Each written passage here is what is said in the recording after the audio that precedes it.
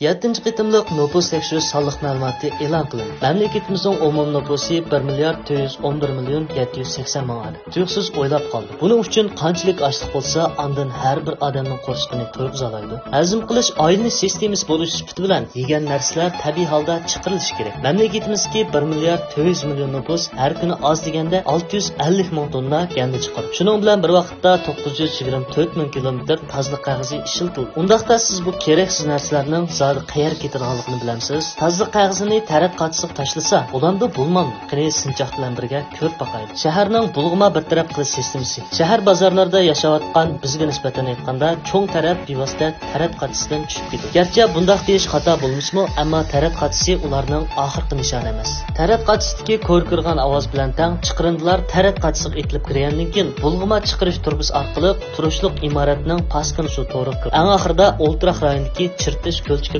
Bu chirtish ko'lchiki hargizmi oddiy ko'lchak emas. Uning qurilmasi hatto biz turayotgan uydan mukam. Odatda u 3 uyga bo'lindi. Chiqarindilar birinchi uyga kirganda hech qanday ish qilmaydi. Faqat jimjit yassili bo'ldi. Bu chaqda jahil gandi parchalari ko'lchakning ostiga cho'kib jim turdi. Eng ustidagi bir qavatning o'rtasida laylab turgani gandi suyuqligi bo'ldi. Ular yetarli tindirilgandan keyin o'rtadagi gandi suyuqligi ikkinchi uyga kirib, birinchi uydagi harakatini davomlashtirdi. Yana bir qitimliq tindirish va parchalangandan keyin eng oxirida uchinchi uyga kirdi. Bu chaqda gandi suyuqlikda asos jihatdan gandi dashqonlar qolmaydi. Ondan paskin suv bir taraf qilish zavodiga berib, sesiq gandi suyuqligi o'zini yuyishni o'ylaydi. Paskin suvni bir taraf qilish zavodida ular takror bir taraf qilingandan keyin ishlatkili bo'ladigan suvga aylandi. Albatta bu ishlatkili bo'ladigan suv ichishga bo'ladigan suv bo'lmasdan, balki etiz eriq dal-daraxtlarni sug'urish ishlatildi. Tozliq qog'ozini taraf qatsib tashlasa, rasululloh to'silib qolamdi. Shuning ishimizga nurg'un kishilarning ko'z qarashi o'xshamaydi. Davlat ichidagi ko'p sonli oilalarning tozliq uylaridagi tozliq qog'ozi bir axlat sandiqqa tashlandi. Ammo nima uchun taraf to'ng'a bevos tashlash bo'lmaydi? Cho'ng taraf bilan bil iqib ketsa texim yaxshi emasmi? Nurg'un kishilarning bunday qilmasligining sababi shuki, cho'nglar bizga kichikimizdan boshlabla tozliq qog'ozini axlat sandiqqa tashlashimiz kerakligini, bo'lmasa osonla yo'lning to'silib qilishini keltirib chiqaradiganligini aytib keldi. Lekin amaliyotda taraf to'ng'ning avraz yo'li nihoyat to'ng bo'lib, osonlikcha to'silib qolmaydi. Bunday qilishni cheklashga sabab paskin suvni bir taraf qilish zavodlarining yo'lini to'sib qo'ymaslik uchundir.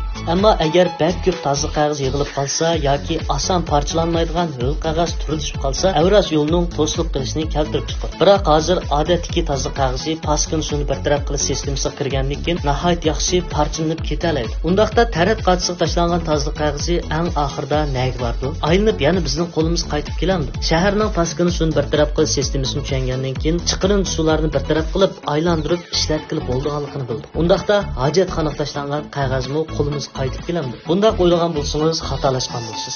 Mayli tozliq qog'ozi parchalansin yoki parchalanmasin, eng oxirida gandi ko'lchikining ostiga cho'kib, gandi qoldiqlar bilan gandilarni yig'ilish o'rniga aprildi. Yig'ilish o'rnida chiqirin dashqonlar rahimsizlik bilan ezildi. Bunday qilishning maqsad qattiq modda bilan suyuqlikni to'liq ayirish bo'lib, suyuqlik yana paskin suvni bir taraf qilish zavodiga aprildi. Qattiq jismni bir taraf qilish usuli o'xshash bo'lmaydi. Birinchidan ko'ydirib bir taraf qilish. Bu bir qadar ko'p uchraydigan bir taraf qilish usuli bo'lib, keraksiz dashqonlardagi organik moddalarni ko'ydirish orqali qattiq tashlandiqlarning hajmini azaytish maqsadiga yetkazilib bo'ldi. Ko'ydirganda issiqlik energiyasi orqali elektr energiyasiga aylantirib bo'ldi, lekin bu xil usul bir qadar muhitni bulg'aydi. Ikkinchidan, yuqori temperaturali dumli o'g'it shaklda bir taraf qilish. Bu xil usul asosligi shahar turmush axlatlari va odam charmlarining gandilariga ishlatildi. Yuqori temperaturada dövlash suv orqali bakteriya va zamburug'lar zo'r miqdorda ko'payib, a'lo sifatli mahallaviy o'g'itga aylandi. Uchinchi, pokiz kumush usuli. Bu eng oxirgi bir taraf qilish vositasi. Shundaqla hozirgi bosqichda elimizning axlat bir taraf qilishdagi asosli usul. Pokiz kumush maydonlarini muvofiq tanlaganda